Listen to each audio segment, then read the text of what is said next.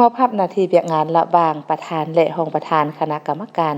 วัฒนธรรมสังคมและบรรพเผ่าในตอนบ่ายของวันที่10 มีนาคม 2026 นี้ที่สภาประชาชนแขวงโดยภายใต้การเป็นประธานของท่านสมจิตหาบละกรกรรมการประจำพรรคแขวงรองประธานสภาประชาชนแขวงและมีบรรดาทานคณะประจำสภาประชาชนแขวงหัวหน้าห้องประการสภาประชาชนแขวงรองประธานคณะกรรมการหัวหน้าแขนงจัดตั้งกวดกาและพนักงานรัฐกรของคณะกรรมการเข้าร่วมพิธีทานทองคำวิไลจิตหัวหน้าห้องประการสภาประชาชนแขวงได้ผ่านมติว่าด้วยการรับร้องเอาการเสนอยกย้ายกรรมการคณะประจำสภาประชาชนแขวง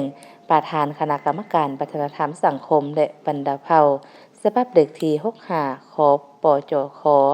ลงวันที่4 มีนาคม 2026ในนี้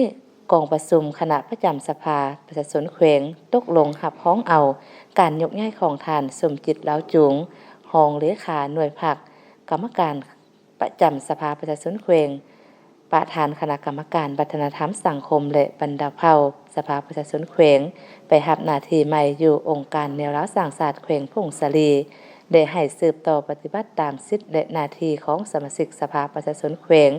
ตามที่ได้ระบุในมาตรา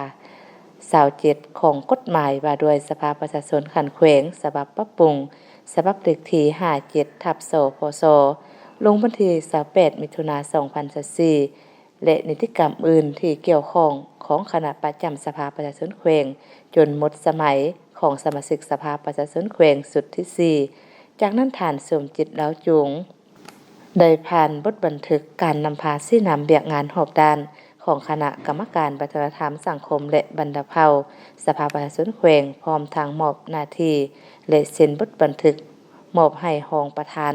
คณะกรรมการวัฒนธรรมสังคมและบรรพเผ่า